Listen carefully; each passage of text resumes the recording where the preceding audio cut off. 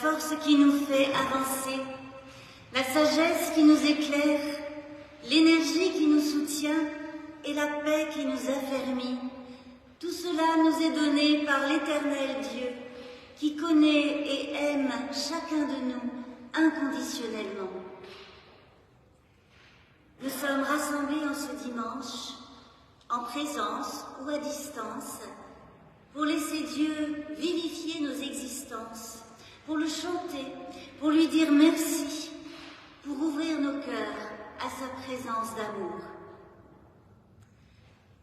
Le culte de ce dimanche a été préparé par la commission Église verte du foyer de l'âme et quelques-uns de ses membres vont l'animer. Le mois de septembre est depuis 2015 un mois au cours duquel les églises chrétiennes sont invitées à se pencher particulièrement sur le thème de la création. Ce n'est pas non plus réservé au mois de septembre. C'est le pape François qui est à l'origine de cette initiative à laquelle se sont ralliées d'autres églises chrétiennes et des mouvements chrétiens et écologiques, dont Église verte.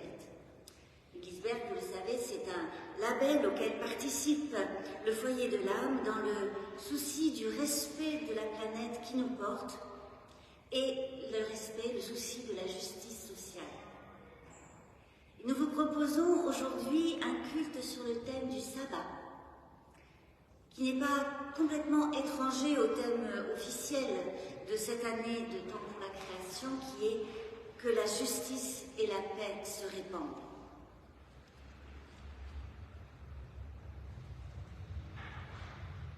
Je vous invite à la prière pour nous présenter chacun et ensemble.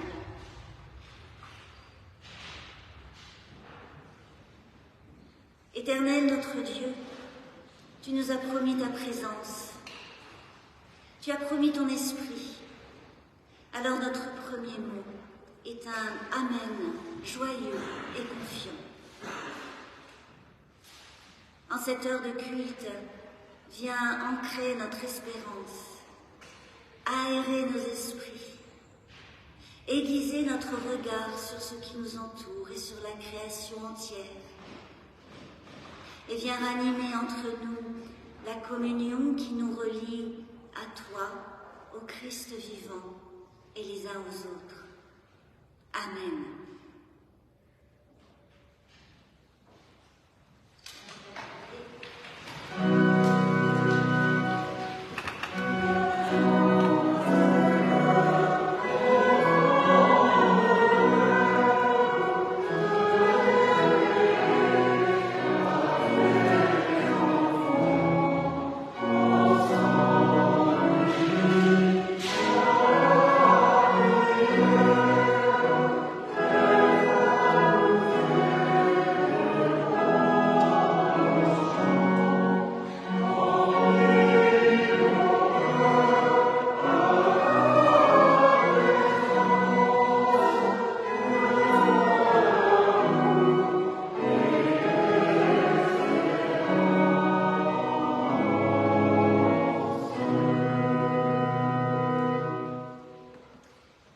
Nous restons debout pour la louange dans laquelle le psaume 148 nous conduira. C'est Lionel qui va le dire.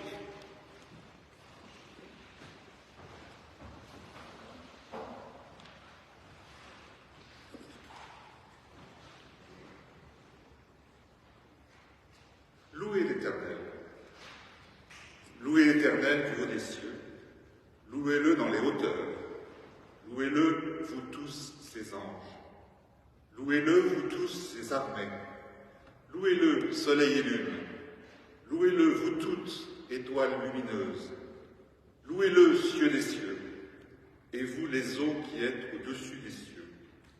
Qu'il loue le nom de l'Éternel. Car il a donné un ordre et ils ont été créés. Il les a établis pour toujours et à perpétuité. Il a donné une règle qu'il ne violera pas. Louez l'Éternel depuis la terre. Monstres marins, et vous tous, abîmes, feu et grêle, neige et brouillard, vent de tempête, exécuteurs de sa parole, montagnes et toutes collines, arbres fruitiers et tous les cèdres, animaux et tout le bétail, reptiles et oiseaux ailés, rois de la terre et tous les peuples, princes et tous les juges de la terre, jeunes hommes et jeunes filles, vieillards et enfants, qu'ils louent le nom de l'Éternel, car son nom seul est élevé. Sa majesté domine la terre et les cieux. Il a relevé la force de son peuple.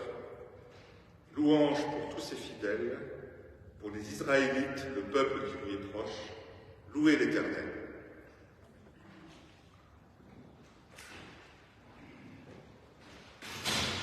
Et un autre psaume a chanté celui-ci, le psaume 19. Le ciel étincelant, et nous le chanterons en entier, les 4 strophes.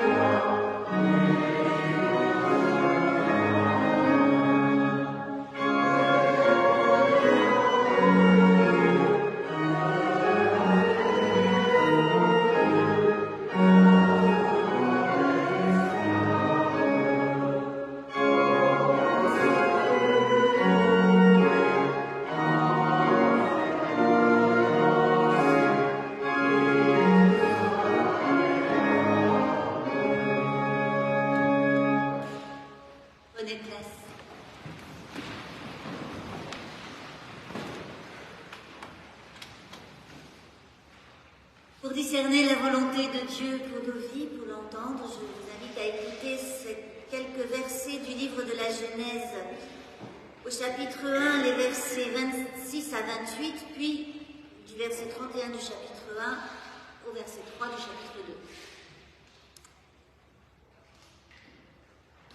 Dieu dit, « Faisons les humains à notre image, selon notre ressemblance, pour qu'ils dominent sur les poissons de la mer, sur les oiseaux du ciel, sur le bétail, sur toute la terre et sur toutes les bestioles qui fourmillent sur la terre. » Dieu créa les humains à son image. Il les créa à l'image de Dieu. Hommes et femmes, il les créa. Dieu les bénit. Dieu leur dit, « Soyez féconds, multipliez-vous, remplissez la terre et soumettez-la. Dominez sur les poissons de la mer, sur les oiseaux du ciel et sur tous les animaux qui fourmillent sur la terre. » Plus loin, Dieu vit alors tout ce qu'il avait fait. C'était très bon.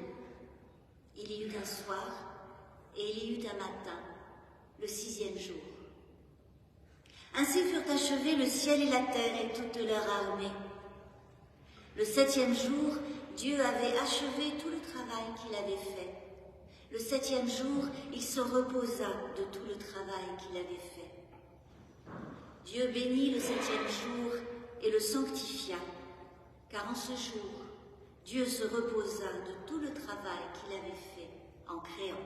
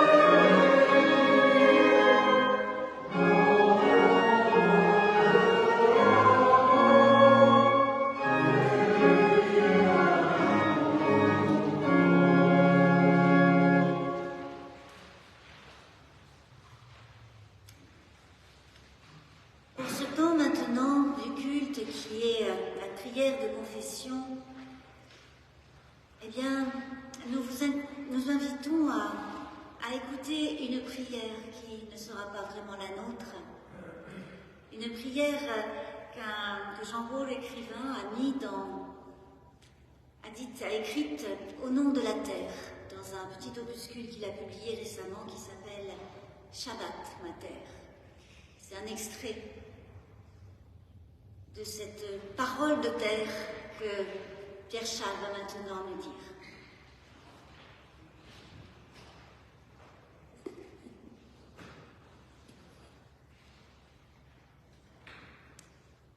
Je sais, à vous voir évoluer, mais évoluer c'est beaucoup dire, que vos comportements n'ont pas changé depuis le haut néolithique.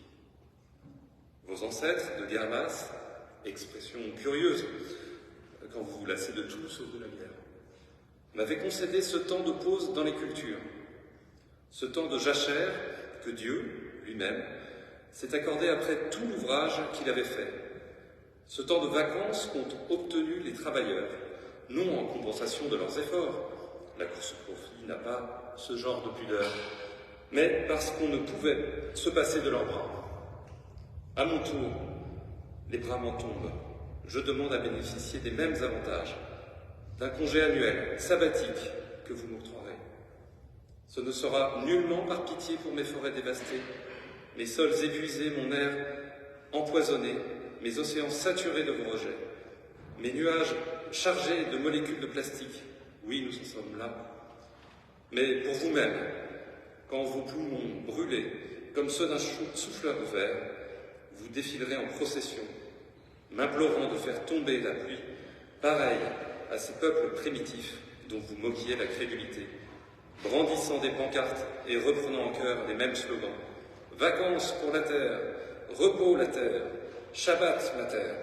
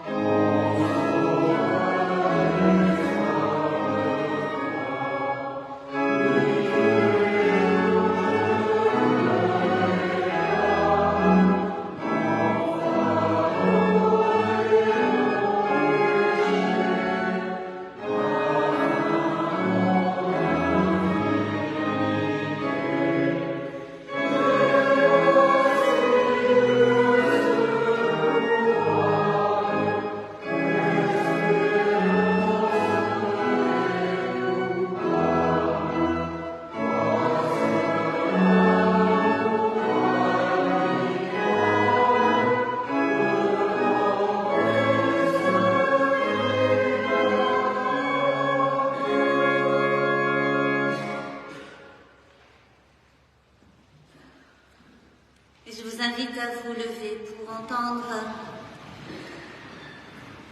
l'annonce de la grâce à travers ces versets du livre du prophète Ésaïe.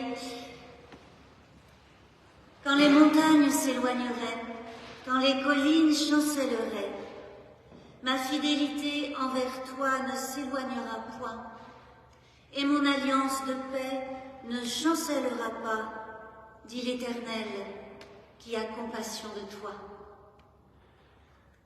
Et je vous invite à chanter notre reconnaissance au cantique 219, Dieu de lumière, esprit de vie.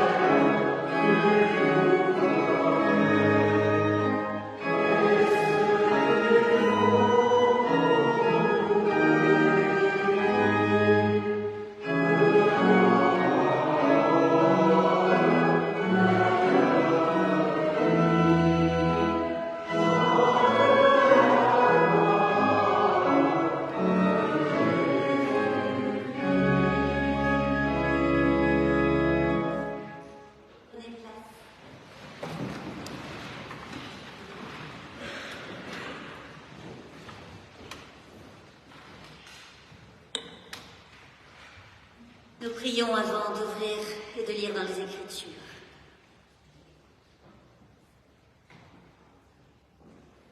Dieu fidèle, tu nous appelles sans cesse, et ainsi nos vies ne s'endorment pas dans la routine ou dans l'indifférence. Par ton esprit, que ta parole réveille notre foi. Tiens-nous debout, vigilants dans l'écoute de ta parole et dans le service des vivants de la terre. Amen.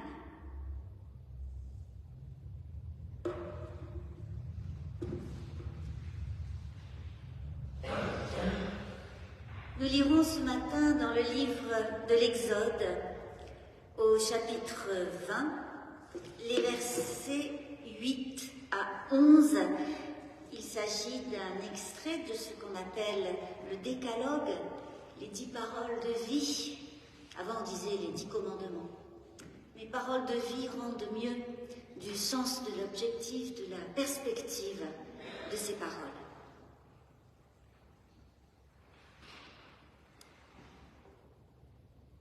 Souviens-toi du jour du sabbat pour le sanctifier. Tu travailleras 6 jours et tu feras tout ton ouvrage. Mais le 7e jour est le sabbat de l'Éternel, ton Dieu. Tu ne feras aucun ouvrage, ni toi, ni ton fils, ni ta fille, ni ton serviteur, ni ta servante, ni ton bétail, ni l'étranger qui réside chez toi. Car en 6 jours, l'Éternel a fait le ciel, la terre, la mer et tout ce qui s'y trouve, et il s'est reposé le 7e jour. C'est pourquoi l'Éternel a béni le jour du sabbat et l'a sanctifié.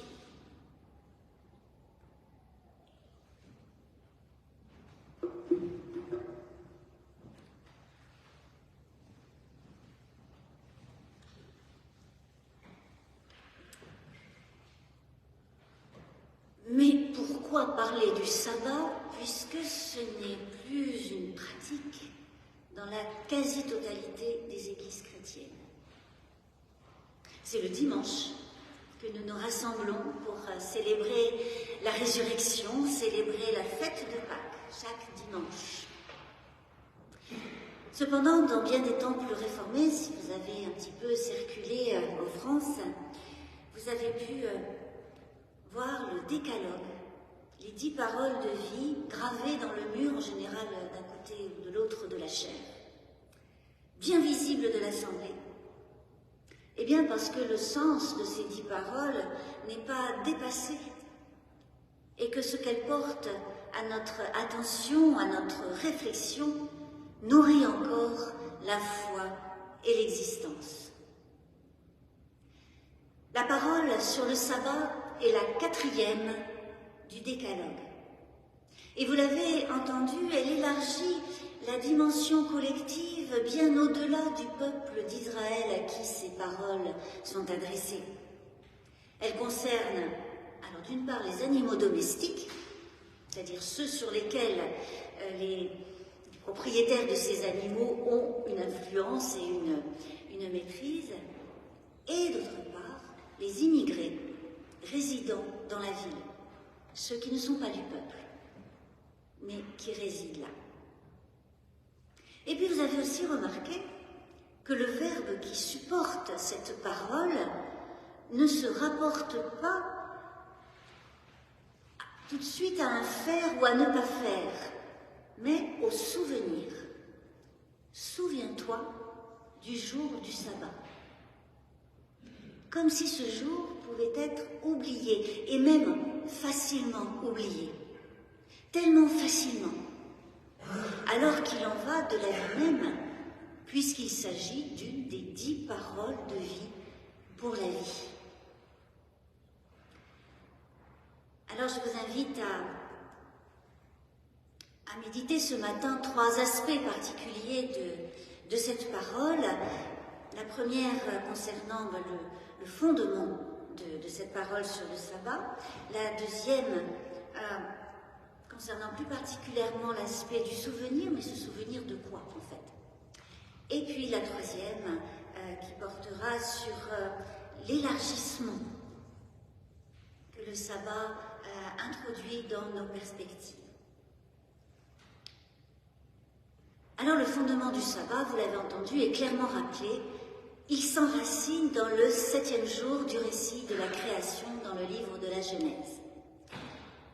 Création qui n'est pas une fabrication, mais un événement de parole qui donne sens à la vie de l'être humain dans le monde, un sens qui est alors compris avec des distinctions, avec du don de l'Éternel et avec une bénédiction.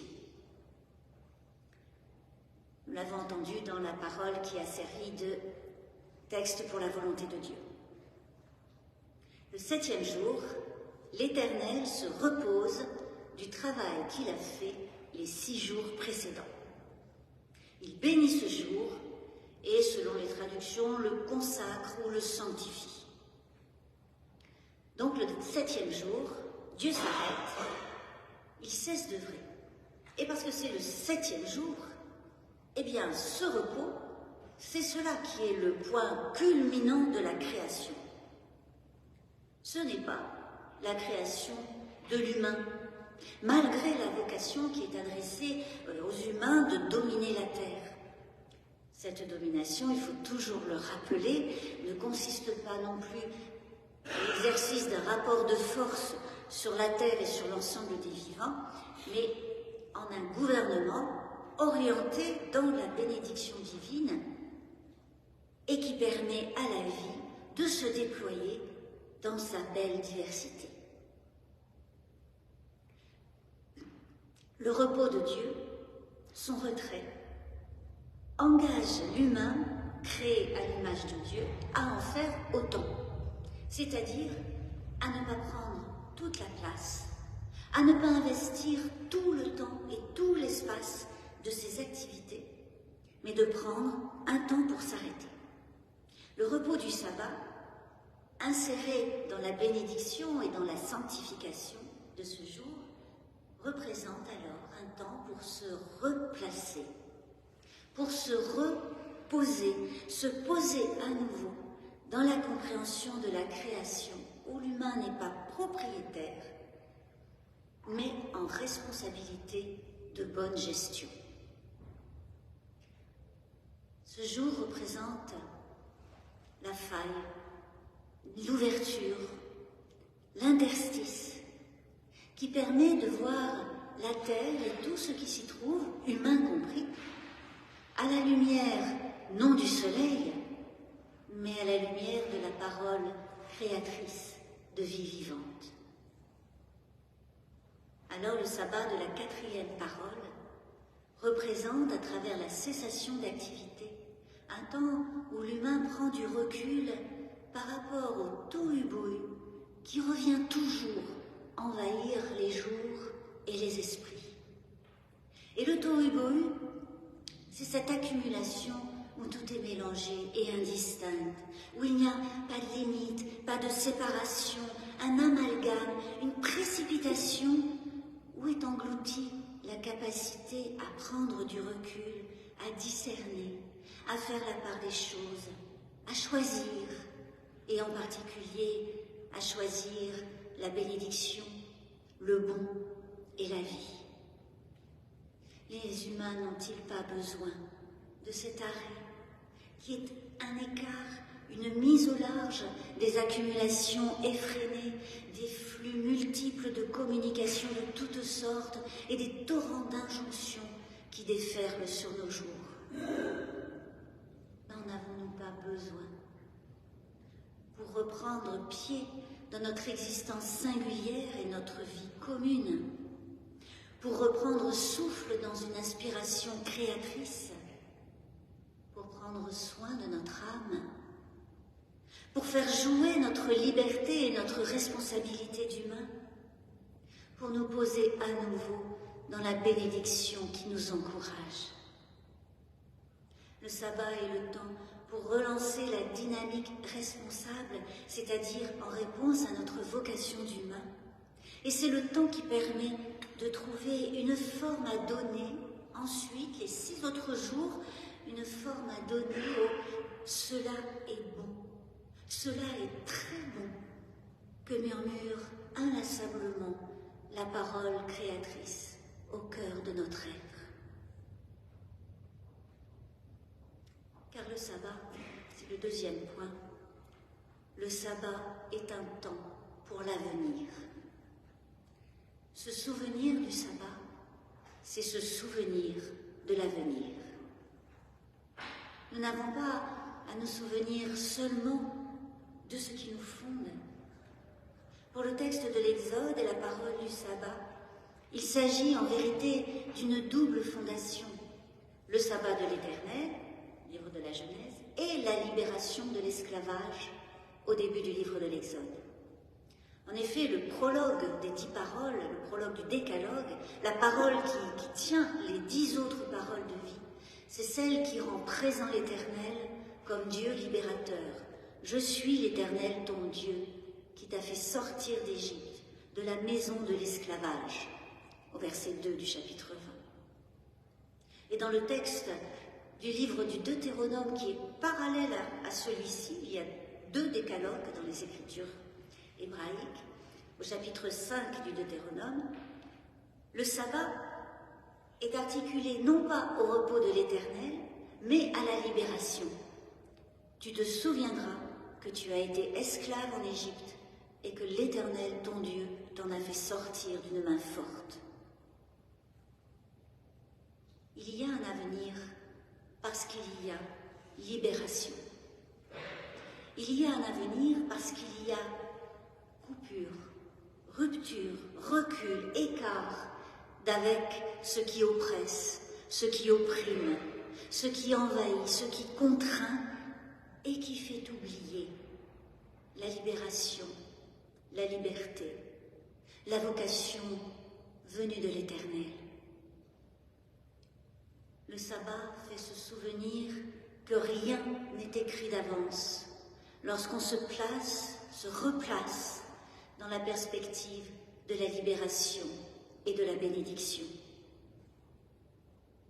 Mais sous la pression du futur, qui n'est pas l'avenir, sous la pression du futur et de sa fatalité, sous la pression conjointe à la fois de l'accélération et de l'immédiateté, on peut oublier qu'il y a un avenir et que ce qui contraint notre intériorité et notre être au monde ne nous définit pas. D'ailleurs, en tant qu'être humain, nous ne sommes pas définis, nous sommes appelés, c'est-à-dire indéfinis dans une parole de grâce inconditionnelle et qui n'est jamais retirée, une parole qui est vocation à vivre véritablement. Nous ne sommes pas définis par notre travail, tout aussi important, utile et productif soit-il. Il ne garantit pas notre dignité, notre valeur, qui repose dans la bonté de l'Éternel. Notre travail est une des formes de notre présence au monde, mais ce n'est pas la seule. Faire tout son travail pendant 6 jours et cesser de travailler le 7e, c'est une manière de donner corps, notre être au monde, à la libération de l'esclavage en posant une limite au travail et à la frénésie de nos activités. Et cela non seulement pour celui ou celle qui travaille, mais aussi pour la terre sur laquelle nous travaillons et sur laquelle nous imprimons les traces de notre travail et de nos activités d'humains, quelles qu'elles soient. De même, nous ne sommes pas définis, constitués même par nos consommations, mais par un appel à cultiver nos relations dans la confiance, l'amour et l'espérance. Le sabbat offre ainsi un temps pour discerner, pour évaluer nos dépendances, nos possessions qui nous possèdent et les habitudes auxquelles nous ne réfléchissons plus. Il offre un temps pour renouveler notre perception des choses et des êtres par l'apprentissage et le réapprentissage de relations gratuites, non marchandes, non conditionnées. Il ne s'agit pas seulement de ne rien faire du tout toute la journée dans son canapé, au temps du sabbat, mais il s'agit d'être et de se reconnecter à la source d'être. Et c'est en cela, parce qu'il s'agit d'un temps de liberté, c'est en cela que le monde est renouvelé, dans ces temps de sabbat qui ouvrent l'espace de la liberté et qui donnent un rythme de vie au courant des activités quotidiennes, tout ce qui remplit le reste du temps.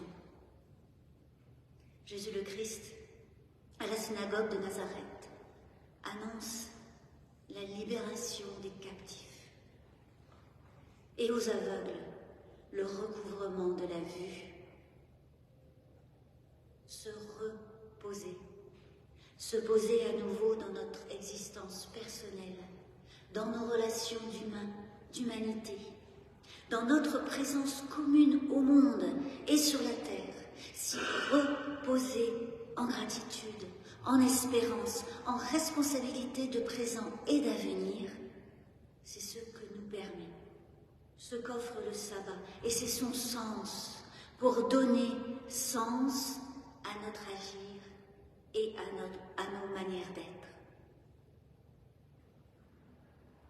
C'est ainsi, et c'est le troisième point, c'est ainsi que le sabbat nous permet de faire place à tout le vivant sur la terre et aussi, donc, à ce qui permet la vie des vivants sur la terre et qui n'est pas seulement objet d'exploitation pour les humains. Les ressources de la terre que nous exploitons, parce que nous en avons aussi besoin, ne sont pas seulement ressources à notre disposition, sans quoi les dynamiques d'équilibre qui garantissent la vie de tous les vivants sont altérées. Avec le sabbat, il est question des limites de l'activité humaine et aussi des limites des capacités et des ressources de la terre. Au sabbat de Dieu, au repos du 7e jour, selon le récit de la Genèse, qui je le rappelle est un récit mythologique et pas un compte-rendu d'événements, au sabbat de Dieu, répond le sabbat pour le peuple, la 4e parole, et pour les animaux domestiques, dont la qualité de créature est ainsi reconnue et honorée. Et dans un autre livre de la Torah, le Pentateuque, les 5 premiers livres de la Bible hébraïque, dans le livre du Lévitique, il y a également la prescription du sabbat de la terre. Laisser une 7e année de jachère pour la terre après 6 années de culture et de récolte. Alors, si notre société n'est plus une société agricole, comme l'était celle de l'Antiquité, la 4e parole de vie invite à se poser pour réfléchir à notre emprise sur la terre et les autres vivants qu'elle porte, et pour considérer que tout humain que nous sommes, nous faisons complètement partie de cet ensemble extraordinaire sur lequel repose la parole de Dieu qui dit « cela est bon ».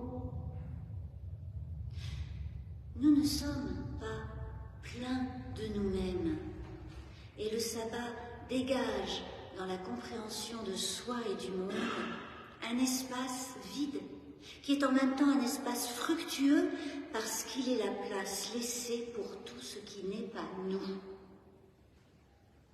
Par exemple, il rend conscient de ces communs dont bénéficient tous les vivants, l'eau et l'air par exemple. Il engage à accepter de ne pas tout avoir, de ne pas tout prendre. Il engage à résister à l'accumulation et à la convoitise. Et cette limite est vivifiante pour soi, pour l'humain et pour tous les vivants. L'humain, à l'image de Dieu, est capable de se limiter.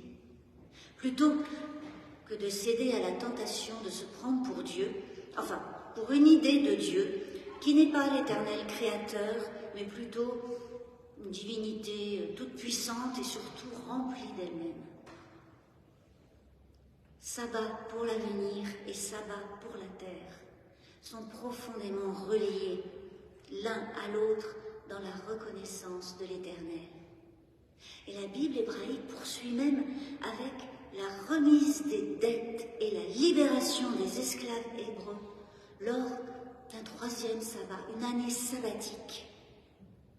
Et cette remise de dettes, cette libération des esclaves, corrige ainsi les inégalités sociales et économiques qui se sont accumulées pendant les années précédentes.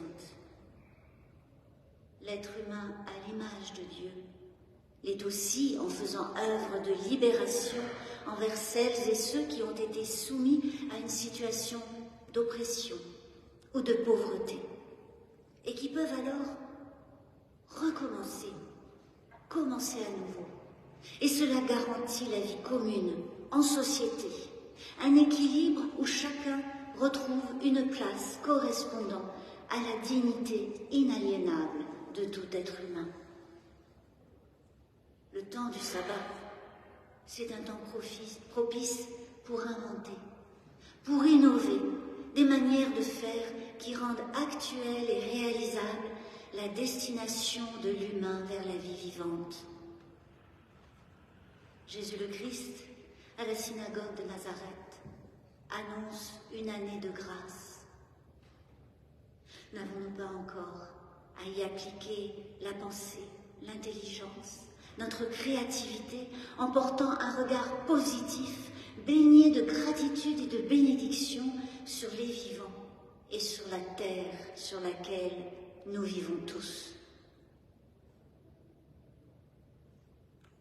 Alors pour conclure, et comme je le disais pour commencer, ce n'est plus le sabbat du 7e jour qui est célébré dans les églises, mais le dimanche du 8e jour, un nouveau premier jour pour une nouvelle création, selon l'expression de l'apôtre Paul. Mais c'est aussi une célébration pour l'avenir. Pâques reprend la compréhension du sabbat libérateur, du sabbat qui ouvre du sens pour la vie offerte en partage. La résurrection de la vie, là où elle est empêchée, là où elle n'est plus. La libération des esclavages mortifères. Et aussi la louange où s'élargissent nos horizons et nos perspectives. Et la communion dans l'écoute et dans l'accueil du don de Dieu, parole, Christ, Esprit. Tout cela nous repose et nous relance dans nos existences singulières, dans notre humanité commune, dans notre responsabilité d'être humain. Nous le faisons le dimanche, mais aussi dans d'autres occasions. Nous faisons ce pas de côté, hors de la course affolée du monde, des consommations insensées, des activismes effrénés, pour imprégner à nouveau nos choix, nos décisions, nos paroles, nos actes, les imprégner de grâce et de bénédiction, de beauté et de gratuité, de bonté et d'espérance. Oh oui, nous avons besoin de ce temps, ce sabbat, cette célébration de Pâques, ce temps où nos accélérations s'interrompent enfin, où nous pouvons retrouver le souffle, l'esprit de liberté et la conscience et l'âme qui nous relient à nous-mêmes et les uns aux autres, à tout ce qui nous entoure et à l'Éternel. Amen.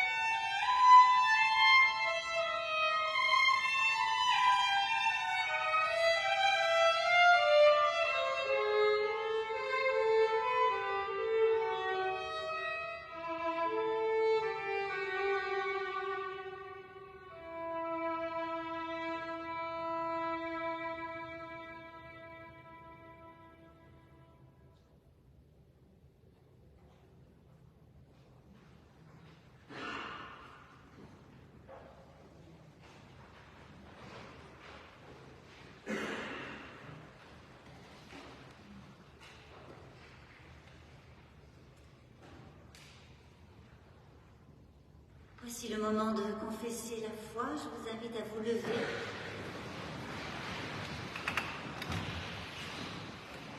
À entendre et à vous associer, si vous le voulez, à cette confession de foi qui a été écrite par une théologienne allemande, Dorothée Soll, qui a beaucoup, qui était aussi à la fois féministe et écologiste et aussi une mystique. Je crois en Dieu qui veut l'amélioration de l'être humain. Je crois en Dieu qui n'a pas créé le monde comme un objet terminé, destiné à demeurer tel qu'il est. Je crois en Dieu qui ne gouverne pas selon des lois immuables et imprescriptibles, instituant des forts et des faibles, des savants et des ignorants. Je crois en Dieu qui veut l'amélioration de l'être vivant. Je crois en Jésus-Christ. Il a travaillé à la transformation de l'état des choses et il y a laissé sa vie. À son échelle, je mesure la petitesse de notre intelligence parce que nous ne vivons pas comme il vivait.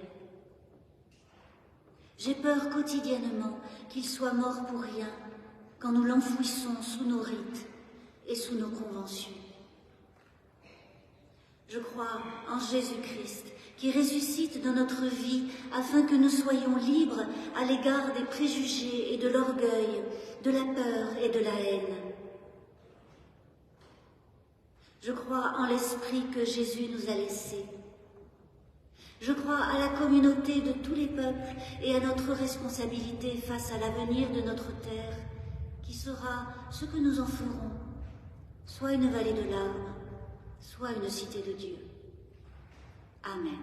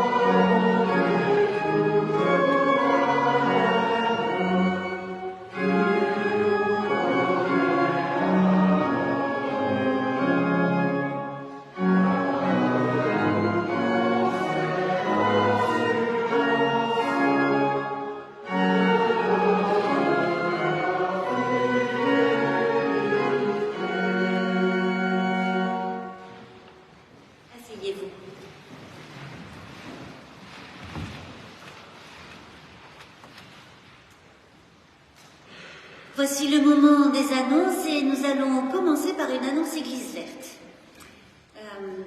Maintenant, tous les mois, il y aura, en fait ce sera plutôt le deuxième dimanche du mois, une annonce Église verte. Quelque chose que la commission, alors d'ailleurs je vais vous dire qui est dans la commission, il y a Pierre-Charles et Lionel, que vous avez vu, Zélie, qui est là, Vanessa, qui est redescendue. Voilà, et il y a aussi Gilbert et Micheline qui n'ont pas pu être là aujourd'hui, mais qui, Gilbert est en communion avec nous au culte à Rouen, et Micheline aussi en communion avec nous à l'assemblée de la CIMAD, qui se tient ce week-end et auquel elle devait assister. Mais donc cette commission Église verte, voilà, va vous faire part régulièrement, une fois par mois, d'une annonce qui peut être très dans des domaines très divers. Et aujourd'hui, c'est Lionel qui en a choisi une.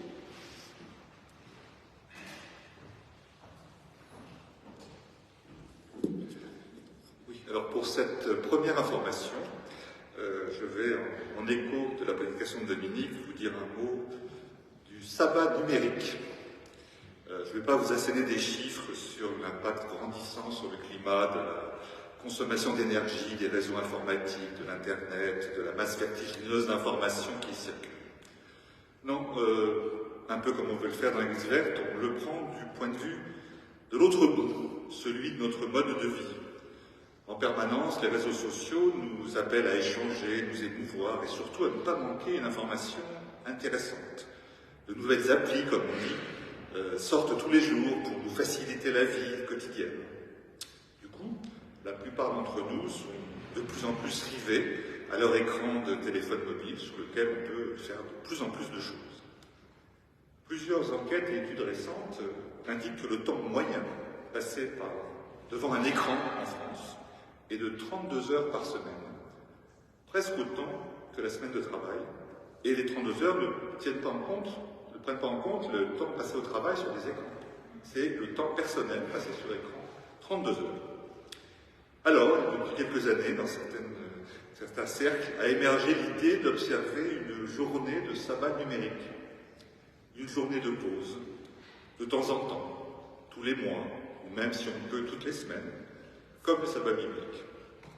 Passer une journée sans écran, pour sortir quelques heures du torrent des informations, dont de toute façon on n'a pas la capacité de les absorber toutes, et de les mémoriser encore moins.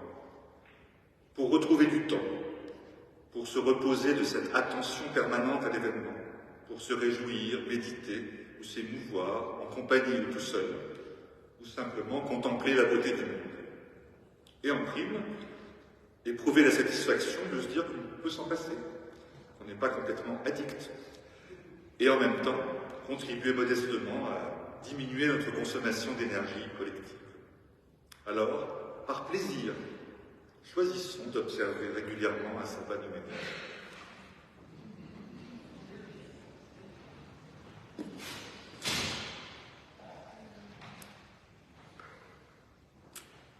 Les autres annonces de ce dimanche, eh bien, la collecte au profit de l'épicerie solidaire de la Croix-Rouge, comme tous les dimanches. Et dimanche prochain, donc, également.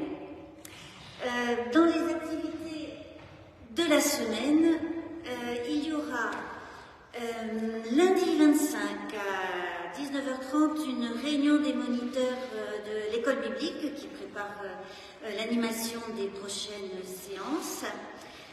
Il y aura également jeudi 28 à 12h30 la pause spirituelle, comme tous les jeudis, pour une heure de pause, voilà, un autre petit sabbat dans la semaine, une autre petite manière de se reposer en soi et avec d'autres dans la communion de l'Esprit. Il y aura aussi samedi, alors samedi il y a plusieurs événements. Il y aura d'abord le matin, à partir de 9h30 ici au foyer de l'âme, la journée du consistoire, c'est-à-dire des paroisses, de l'ensemble des paroisses qui se regroupent pour de temps en temps travailler ensemble et qui sont une répartition géographique. Et donc ces paroisses se réuniront samedi 30 pour une matinée sur un thème de réflexion qui est cette année Église de témoins, Église multitudiniste. Voilà, il y a différentes manières de comprendre l'Église, de la vivre, et nous allons un peu en discuter, réfléchir dessus. C'est portes ouvertes, donc si cela vous intéresse, vous pouvez venir. Il y aura à partir de 12h30 un petit repas pour ceux qui le souhaitent, et là on est prié d'apporter quelque chose à partager. Voilà, comme les repas qu'on fait habituellement au foyer de l'âme.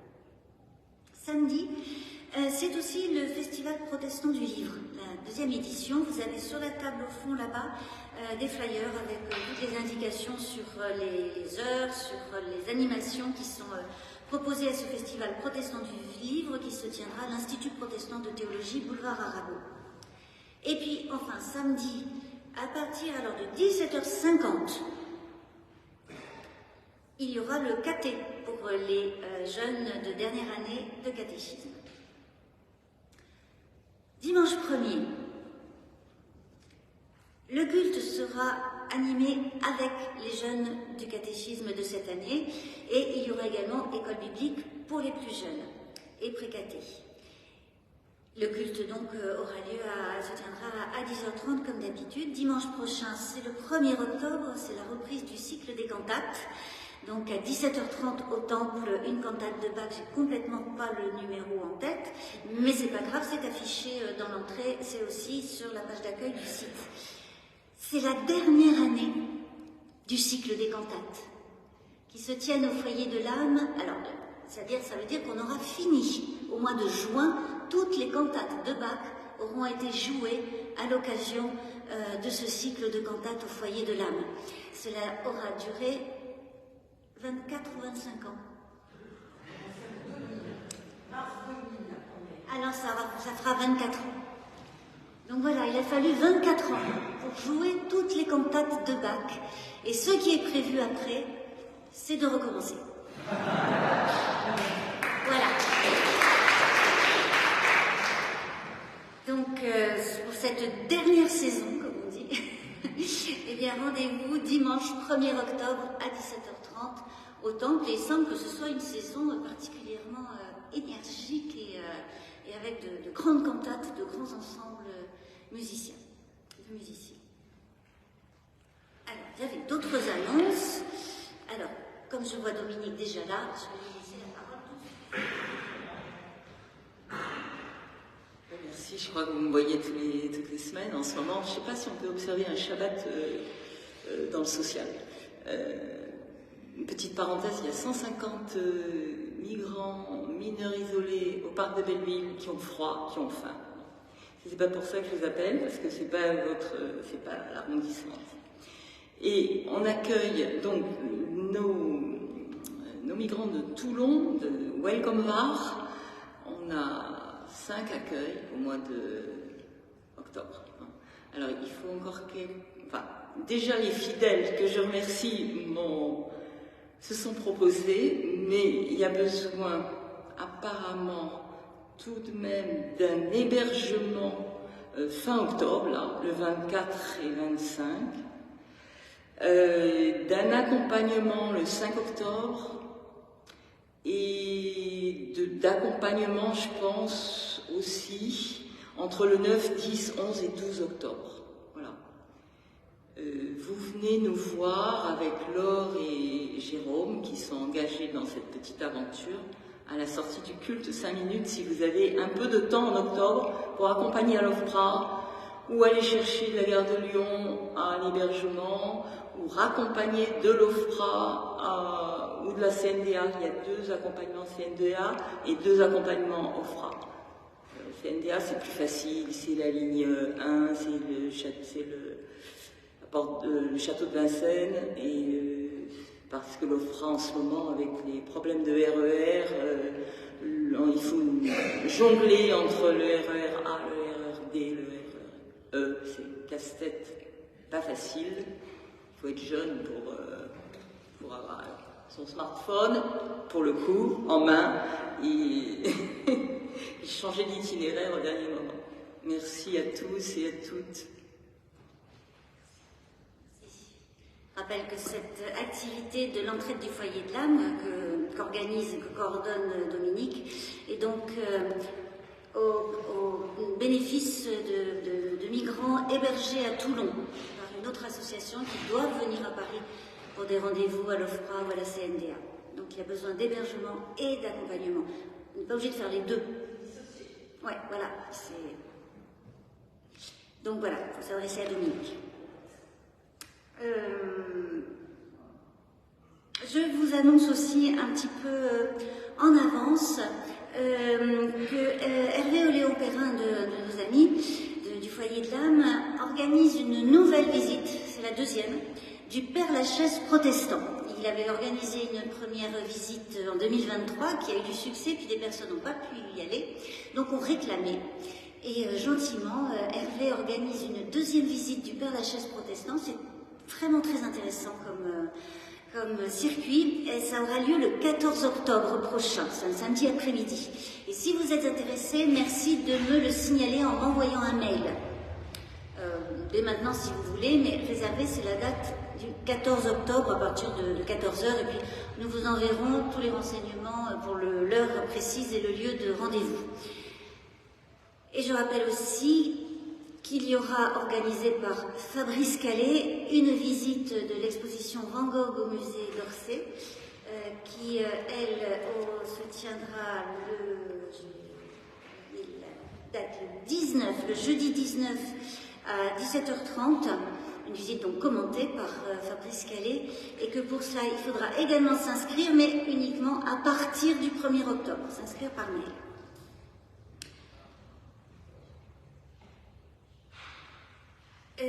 Oui, il faut que je signale aussi que, on le rappellera plusieurs fois pour que cela soit bien connu que les prédications du foyer de l'âme peuvent être écoutées sur podcast, sur des plateformes...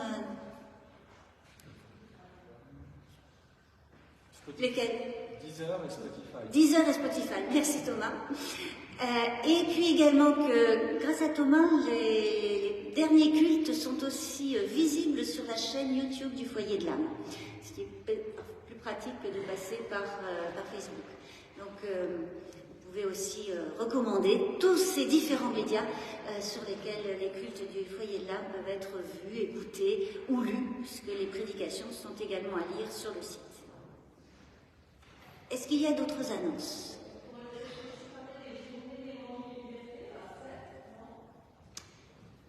Tu as la date? Il y a une affiche, je crois, dans l'entrée pour la journée d'évangile, les 2 journées d'évangile et liberté qui se tiennent à 7, 21 et 22 octobre, oui. À 7, la nuit. Oui.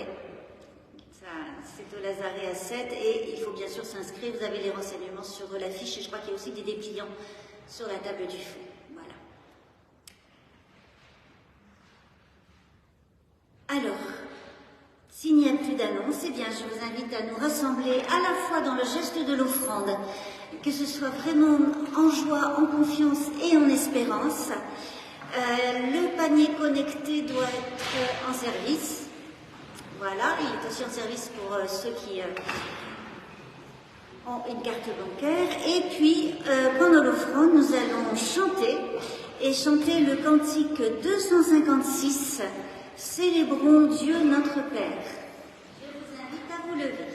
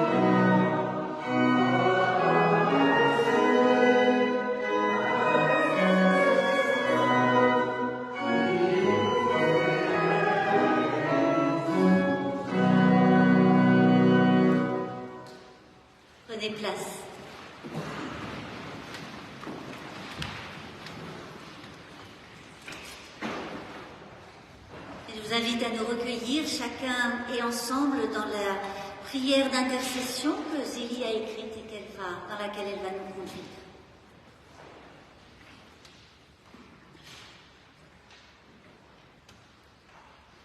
Éternel notre Dieu, tu nous as donné le monde en partage, or nous ne nous sommes pas montrés à la hauteur. Donne-nous la force d'en prendre soin et d'en faire un monde plus juste. Donne-nous aujourd'hui le courage de regarder en face les traces que l'action humaine laisse sur la création et les conséquences dramatiques sur les vies de nos frères et nos sœurs. Nous portons dans nos prières notamment les personnes ayant souffert ou perdu des proches durant cet été, lors des inondations en Libye, en Inde, en Chine, en Scandinavie, en Turquie et en Italie, ou lors des méga-feux au Canada, en Espagne, en Grèce, en Sicile ou en Afrique du Nord.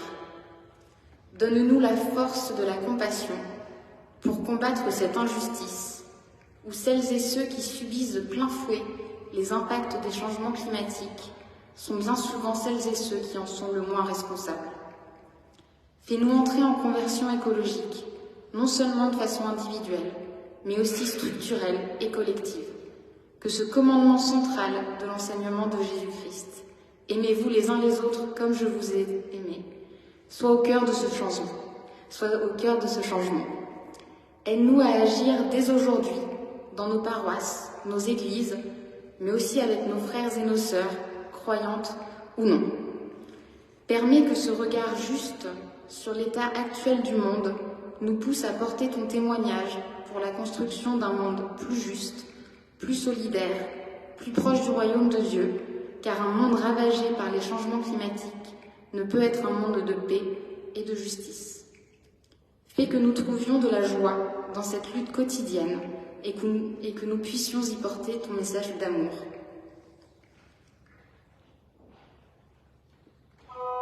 Et c'est un...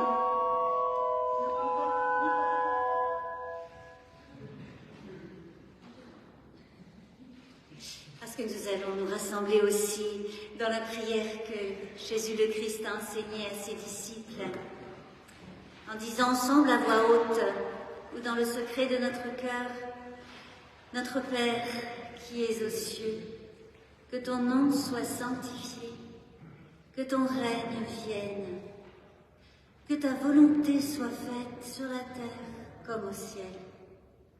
Donne-nous aujourd'hui notre pain de ce jour. Pardonne-nous nos offenses, comme nous pardonnons aussi à ceux qui nous ont offensés. Ne nous laisse pas entrer en tentation, mais délivre-nous du mal, car c'est à toi qu'appartiennent le règne, la puissance et la gloire, au siècle des siècles. Amen.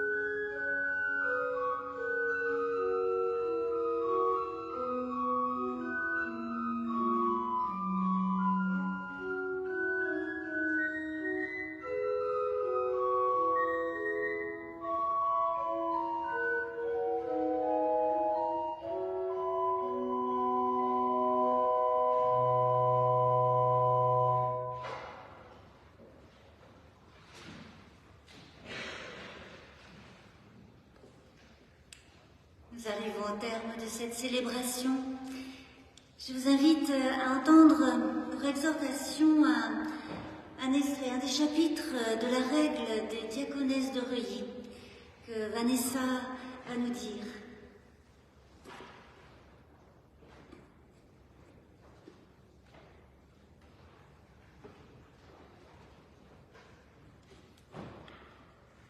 Contemplation.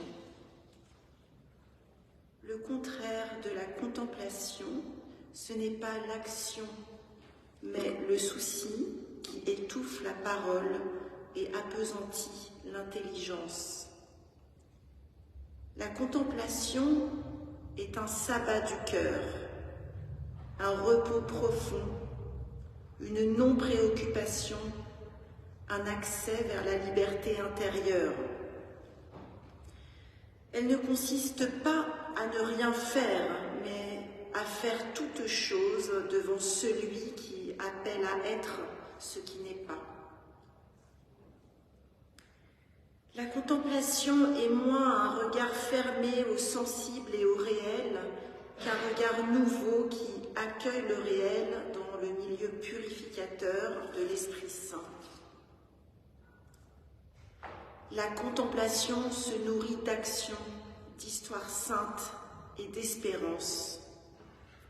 D'action, car les pauvres sont toujours avec nous comme d'autres Christ.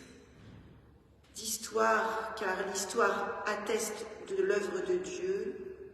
Et d'espérance, car ce qui est inachevé attend sa plénitude. Seule une contemplation filiale et admirative de Dieu peut assumer le désespoir humain. Dans ce monde en Genèse, l'histoire de Dieu demeure et le regard contemplatif en discerne la beauté.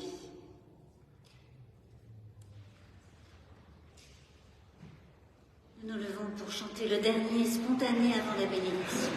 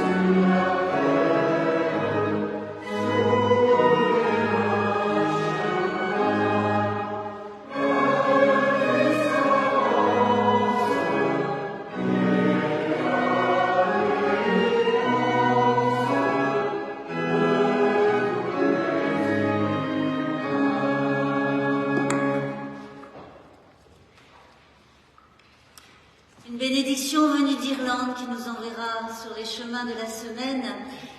Une bénédiction de vent, de soleil, de pluie, de chant. Mais il faut bien du vent, du soleil, de la pluie pour les chants de nos vies, même si nous sommes en ville.